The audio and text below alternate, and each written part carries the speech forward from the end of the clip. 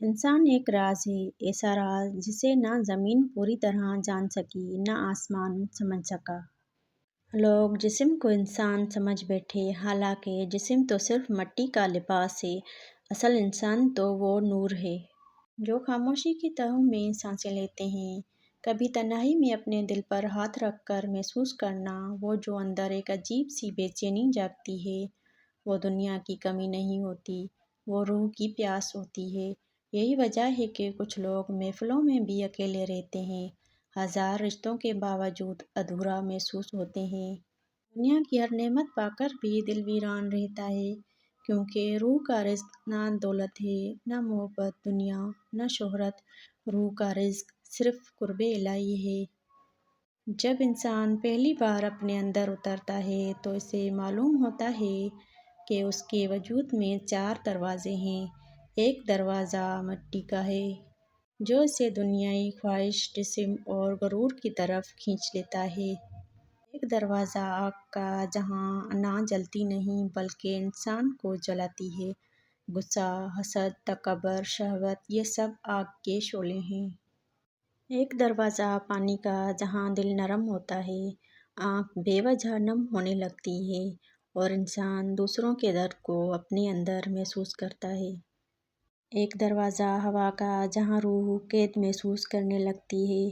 وہ خاموشی چاہتی ہے، ذکر چاہتی ہے، تنہائی چاہتی ہے، کیونکہ اسے اپنے اصل وطن کی خوشبو آنے لگتی ہے۔ مگر ان سب کے درمیان ایک ایسا راز پوشیدہ ہے جسے صرف وہی پا سکتا ہے جو اپنے نفس کو خاموش کرنا سکھا لے۔ وہ راز نور ہے۔ یہ نور کتابوں میں نہیں ملتا، یہ لفظوں سے نہیں اترتا، یہ صرف اس دل میں اترتا ہے جو ٹوٹ کر سجدے میں گر جائے۔ بعض لوگ پوری زندگی عبادت کرتے ہیں مگر رب تک نہیں پہنچتے۔ اور بعض ایک آنسو میں اپنی روح اللہ کے حوالے کر دیتے ہیں۔ روحانیت چیخنے کا نام نہیں، روحانیت خاموش ہونے کا نام ہے۔ اتنا خاموش کہ انسان اپنے اندر چلتی ہوئی سانسوں میں بھی اپنے رب کا ذکر سننے لگے۔ پھر ایک وقت آتا ہے جب دنیا کی ہر آواز مدھم پڑ جاتی ہے۔ لوگ بولتے رہتے ہیں مگر انسان کے اندر صرف ایک صدا باقی رہتی ہے، وہ بو جو ازل سے تھا، جو ابد تک رہے گا، جو ہر شے میں چھپا ہوا ہے۔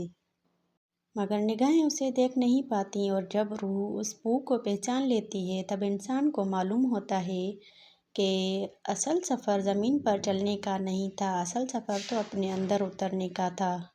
اب انسان دنیا میں رہ کر بھی دنیا کا نہیں رہتا، وہ ہجوم میں بیٹھ کر بھی تنہا رہتا ہے، وہ خاموش رہ کر بھی ہزاروں راز سنا دیتا ہے۔